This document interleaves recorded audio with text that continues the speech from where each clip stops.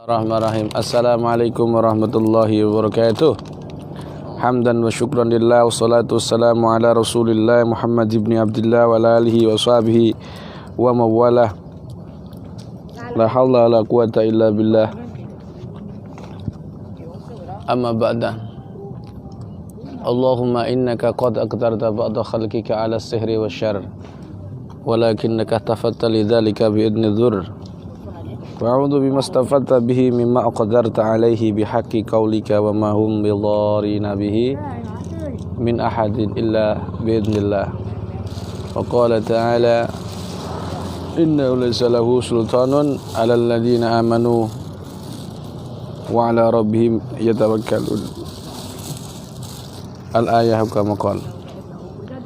Para sahabat, sekarang kita sedang berada untuk menggali dan menemukan sahabat kita, makhluk Allah yang tidak kasat mata untuk sementara waktu dan nanti insya Allah akan kasat mata, yaitu makhluk Allah di bawah sana, yaitu ikan. Jadi kita nanti akan coba.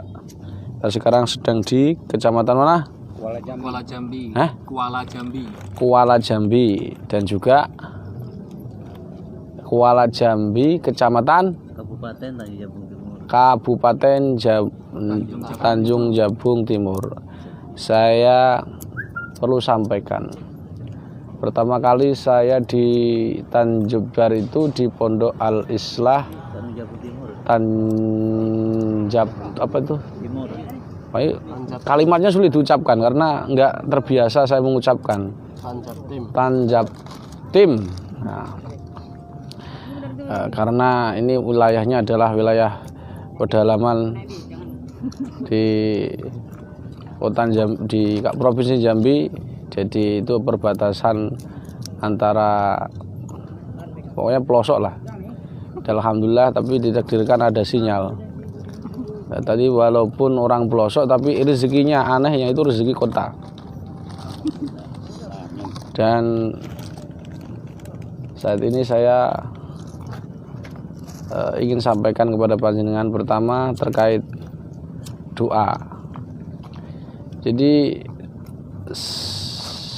kita ini makhluk Allah Ta'ala yang bernama Al-Ings. Al-Ings itu adalah termasuk jismun kasif, sesuatu yang kasar. Jadi dia bisa disentuh, bisa diubit, bisa dipukul, ditempeleng. Dan ada makhluk Allah yang bersifat jismun latif. Makhluk Allah yang bersifat jisim tapi latif, lembut, yaitu termasuk bangsa jin. Nah, kita dan bangsa jin sama-sama kena beban taklif. Jin juga kena beban taklif, Al-Ings juga kena beban taklif. Tapi beda dimensi. Kalau menungso Al-Ings itu dimensinya adalah kasif, kalau jin itu dimensinya latif. Dan barang siapa dari golongan manusia dan bangsa jin yang enggak nyembah Allah tetap kufur. Dan balasannya juga kalau dia bermaksiat kepada Allah, tidak mau syahadat, dia juga neraka. Nah, karena kita makhluk Allah Ta'ala yang bersifat nampak, maka dan kita ini hidupnya sama dengan jin, yaitu di bumi. Jin juga hidup di bumi, manusia juga hidup di bumi. Ini boleh diginikan ya, agak kesini so, biar kelihatan. Nah, karena kedua-duanya ini berbeda, maka pertanyaannya, bisakah bangsa jin itu masuk jismun latif, masuk ke jismun kasif? Jawabannya bisa. Tetapi alat-alat medis tetap tidak bisa diagnosa. Misal untuk contoh orang terkena santet atau ketempelan, ketika dicek ke medis tentu tidak ada penyakitnya, tensi normal, darah normal, semuanya normal. Kenapa? Alat medis nggak bisa deteksi karena alat medis itu sesuatu yang bersifat kasif, kasar. Sedangkan jin latif, jadi tidak bisa. Tapi kemudian lantas tidak dianggap bahwa sesuatu yang jismul latif ini nggak ada, enggak. Nasnya sudah ada. Dan perlu diketahui sesuatu yang bersifat mistis, gaib, itu tidak perlu pembuktian dan tidak bisa dibuktikan. Maka Allah Subhanahu wa taala mengisyaratkan wabil ghaibi hum yuqinun. Kamu nih gaib ini yakin apa enggak? Kalau nggak yakin dengan gaib, maka nggak bisa dibuktikan. Contoh sihir kamu buktikan, enggak akan bisa. Sihir dibuktikan karena namanya sihir idza khufiya walutifa. Adapun ketika Rasulullah SAW terkena sihir dari Labib bin Al-Sam, itu adalah jelas yang menunjukkan adalah malaikat dan kita wajib percaya hal tersebut. Nah, maksud saya begini, mungkinkah kita ini bertemu gerombolan jin gitu loh? Maka jawabannya sekali lagi tidak bisa dibuktikan. Apalagi nanti saya buktikan dengan penampakannya, itu tidak selalu bisa. Yang kedua yang saya sampaikan, gaib itu ada dua, ada gaib nisbi, ada gaib mutlak.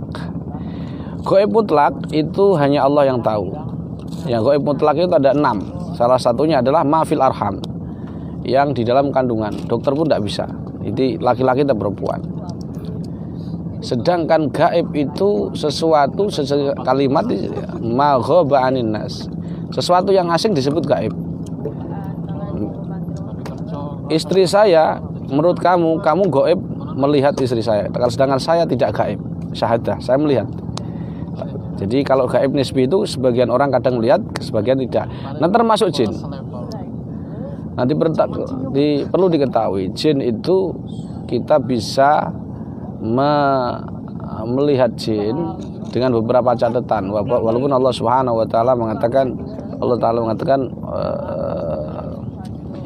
wa yarakum qabiluhu min haitsu la tarawnahu.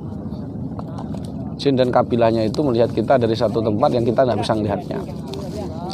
Tetapi perlu diketahui kita bisa melihat jin dalam konteks ada beberapa sebab keadaan. Pertama, yaitu ketika mereka bertasakul. Ketika bertasakul sebagai ular, anjing, dan lain sebagainya. Yang kedua dalam mimpi. Pertanyaannya kenapa dalam mimpi? Karena manusia itu dia ini hidup di alam syahadah. Kemudian dia punya ruh, punya sukma. Sehingga ketika dia tidur, itu kesadarannya menurun. Nah, kesadaran menurun kalau dalam hipnoterapi mungkin ke gelombang theta ya. Sehingga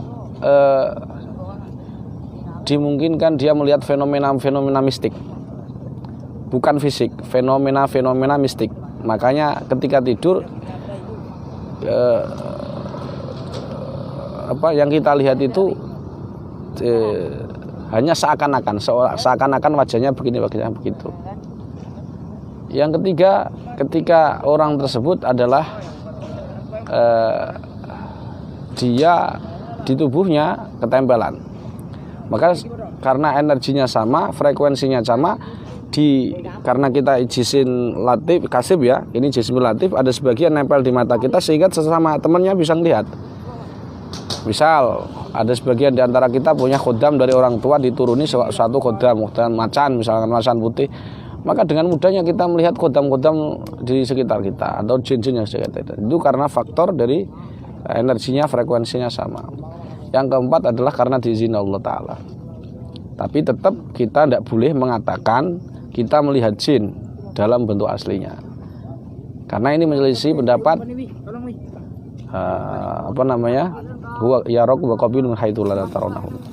Sebagaimana Imam Nawawi mazhab Syafi'i, man yara annahu yaral jan abtana syahadatahu li mukhalafati al-Qur'ani was sunnah. Barang siapa mengira dia bisa melihat jin dalam bentuk aslinya, maka kita batalkan persaksiannya. Kenapa? Karena dia tidak adil, dia pembohong.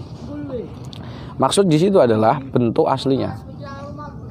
Jadi bisa saja manusia itu melihat jin dengan beberapa sebab ya. Diizini Allah, termasuk keramatnya seorang orang kasab, al-auliya. Bisa saja kalau Allah mengizinkan. Dan dia harus dukun. Jadi dia harus dukun untuk melihat jin itu. Bahwa orang-orang soleh terkadang bisa melihat. Para sahabat juga bisa. Sebagian. Kalau Allah mengizinkan, kalau tidak izin ya bisa. Dan melihat jin tidak bisa menjadi ukuran kesolehan seseorang. Ya. Jadi pada dasarnya kita nggak bisa melihat jin karena kita beda alam. Tapi dalam kondisi tertentu bisa melihat. Tapi walaupun bisa melihat pun tidak bisa diakui bahwa itu menunjukkan kesolehan seseorang, karena dukun saja juga bisa melihat jin. Baik, pertanyaannya, apa maksud saya untuk kita ini, maksud dari doa ini untuk segerombolan jin itu bagaimana? Perlu diketahui kalimat al-ings maknanya itu suka nampak zahir. Misalkan dia haji tapi nggak kopiahnya nggak putih pulang nggak dipanggil kaji, marah-marah. Nggak dipanggil abah jadi abuh kabeh awake. Nah, begitulah manusia, suka menampakkan diri. Kalau dia beristri lebih dari satu, suka nampak-nampakkan diri. Kalau tidak suka nampakkan diri, namanya jin. Jadi kalau kamu adzan siri, semuanya siri, nikahnya siri, semuanya siri, ya nikah aja sama jin. Sama sirinya kan kelihatan. Ya manusia ya alaniyah, jadi sebagian dari segitu. Nah, sedangkan jin itu adalah secara kalimat adalah sesuatu yang sembunyi. Jadi sembunyi. Makanya kalau orang terkena gangguan gaib, gangguan dari jin, maka setiap asar sore ya, mulai jam 4 atau jam 5 itu sampai subuh penyakitnya tambah parah. Misalkan ini di Tanjung Barat, ini ketuanya kena setan kredit, maka ini termasuk penyakit fisik karena ini berpengaruh pada rekening. Tapi kalau kena santet ya secara otomatis mulai pokoknya kepalanya pusing mulai maghrib sampai subuh. Kekuatannya semakin kuat karena dia di habitatnya. Nah, kemungkinkah manusia itu diserang gerombolan jin? Jawabannya mungkin. Bila mana manusia ini di tempat-tempat yang dihuni jin berdasarkan riwayat ya, bahwa jin itu kata Nabi ya, kalau kita bisa kesimpulan ya, rumahnya jin itu ada dua. Pertama di dalam tubuh manusia sendiri, yang kedua di luar manusia. Yang di dalam manusia itu macam-macam, ada khoisum di sini. Nabi mengatakan yastaiqadhu ahadukum min manamihi falyastasling salasan fa inna syaitan yabitu ala khoisum. Khoisum terus di bawah kuku, kemudian di area perut ya, memungkinkan semua. Terus yang di luar manusia juga ada tempat-tempat jin. Misal di Jalas di lereng-lereng, maka di Tanjung Barat, Tanjab Timur ya, kalau rumahnya PC itu di bawah jurang begini, itu dia bangun pondok kayak Jari Sakti kemarin, Jari siapa? Jari Nabi. Nah, itu jelas saya suruh lihat ini gimana, saya nggak bisa ngeliat jin, tapi memungkinkan kesurupan. Ya memungkinkan. Kenapa? Dia rumahnya, sebab ini kata Nabi ini Jalas ya, dia bangun di situ, ya jelas saya. Jangankan dia jangankan kita ya, seandainya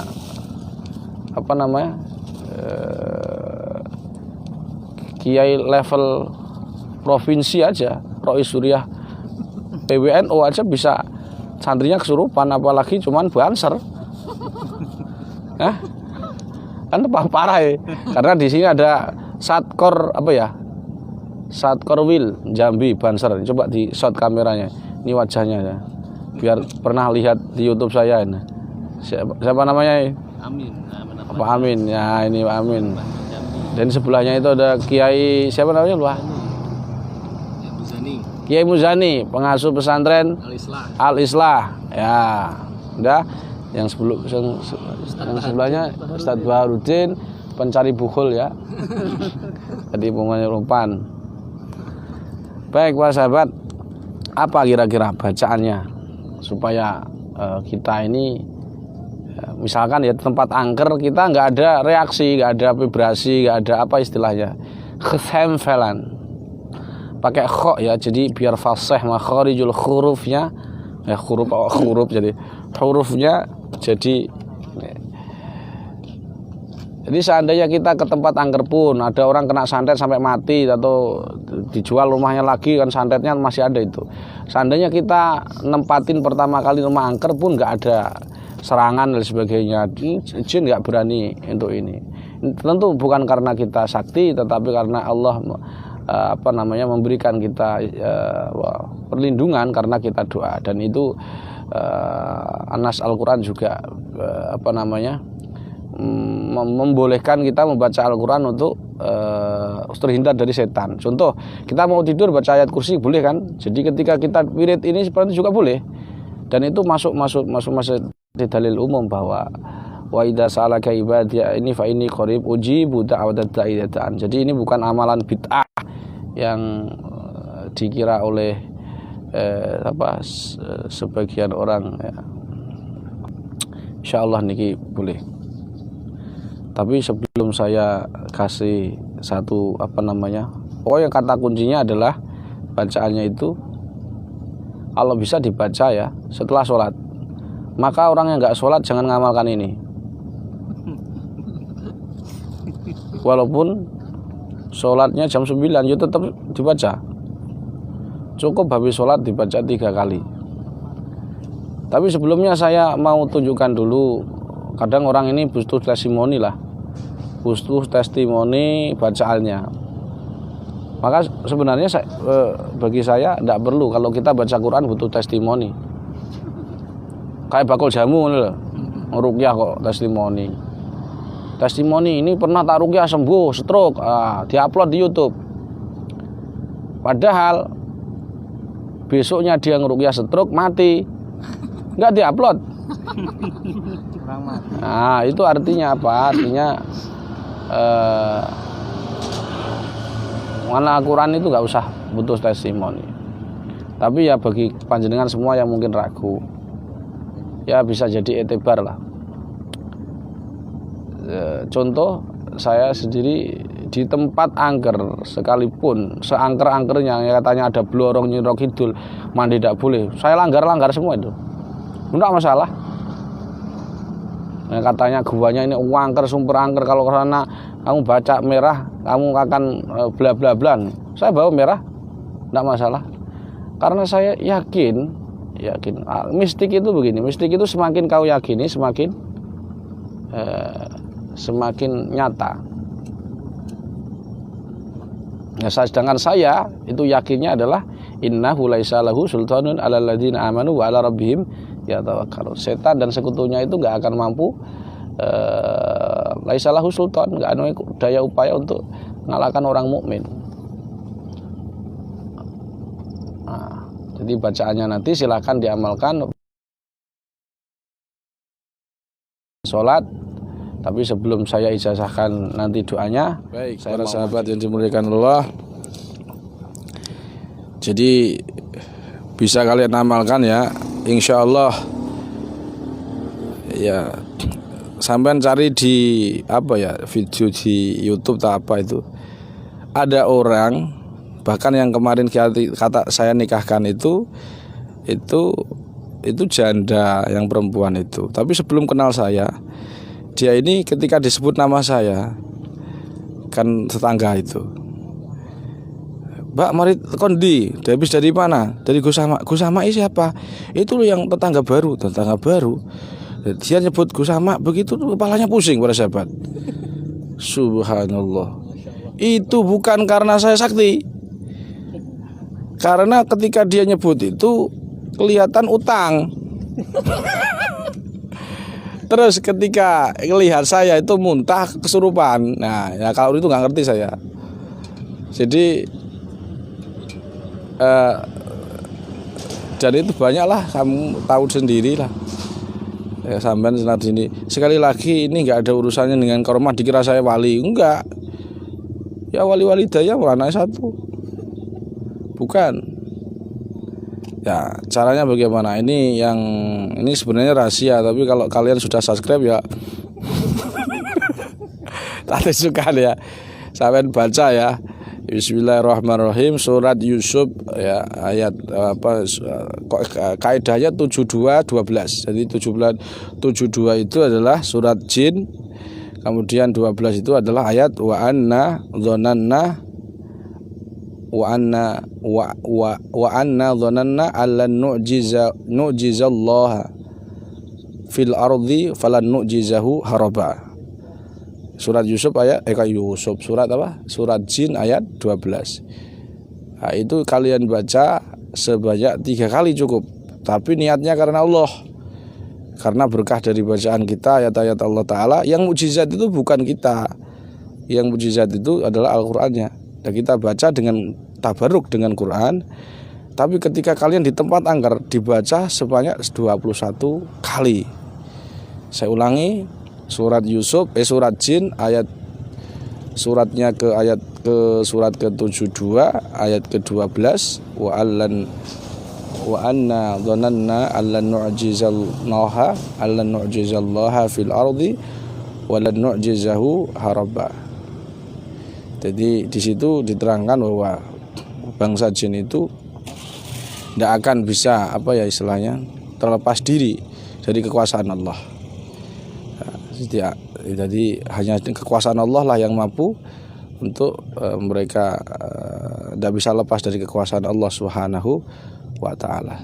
Begitu intinya di ayat tersebut adalah bukti bahwa kalau Allah menguasai bangsa jin, kalau jin sudah kalau Allah Subhanahu wa Ta'ala dikunci, dia nggak akan selamat, nggak akan bisa menguasai seseorang kecuali dengan izin Allah. Oleh sebab itu baca ayat itu dengan tadabbur bahwa kekuasaan bangsa jin, alam seisinya ini atas dasar kekuasaan Allah Ta'ala. Dengan tafakur, dengan tadabbur, insya Allah muncullah sinar secara mistis ya. Secara gaib mungkin, berarti kalau bahasa mistis nggak terima ya masa gaib ya nggak bisa dibuktikan. Yang bisa dibuktikan itu adalah flash HP. Kenapa? Karena bentuknya fisik. Sedang sesuatu yang bersifat spiritual, mistis, tidak bisa dibuktikan. Dan kalau tidak bisa dibuktikan bukan berarti halusinasi, tetapi memang ranahnya mistik. Begitu kira-kira. Saya ulangi kalimat saya, dibaca habis sholat 3 kali. Kemudian ketika kalian keadaan takut, misalkan di tempat angker atau orang di pegunungan, kemudian di laut yang itu banyak orang tenggelam, kemudian di kolam renang yang banyak orang tenggelam, kemudian atau di tempat-tempat angker, di tempat istrinya orang, kok angker terus orang, di apa? Pokoknya di tempat gelap, insya Allah kalian nggak akan disentuh sedikit pun. Jinnya buyar. Mergone apa? Bose teko. Bukan bosnya jin ya. Jadi karena apa? Bose teko ya, maksudnya insya Allah gerombolan jin takluk dan insya Allah nggak disentuh sampean. Kalau Allah berkehendak. Tapi kalau Allah nggak berkehendak, habis baca, ya tetap kesurupan. Oleh sebab itu harus diyakini para sahabat, diyakini insya Allah dengan keyakinan kepada Allah Ta'ala, kalian portalnya tidak akan terbuka dan betul-betul setan takut dengan kalian dengan izin Allah, bukan karena zat kalian, tapi karena Allah Subhanahu wa Ta'ala. Saya ijazahkan doa ini kepada panjenengan dengan kalimat ajastukum. Insya Allah lantas ini semua jenis jin air, jin yang di pegunungan ya, katanya gerandong, nyorok kidul, blorong, kuntil bapak, kuntilanak, kunyang. Terus kalau dijamin namanya demitnya apa ya demitnya? Karena setiap demit itu tuh sesuai nama apa ya? Nama daerah. Ini kan WW Gombel ono. Ada ndak WW Gombel? Ini Pak Yai, jenis apa? Setan kredit. Subhanallah, ternyata di Wahya ini setannya berbentuk manusia. Setan kredit. Nah, begitu para sahabat, semoga bermanfaat. Saya siarkan langsung dari kota Tanjung Jabung Timur. Demikian. Subhanakallahumma bihamdika asyhadu an la ilaha illa anta astaghfiruka wa atubu ilaik. Assalamualaikum warahmatullahi wabarakatuh.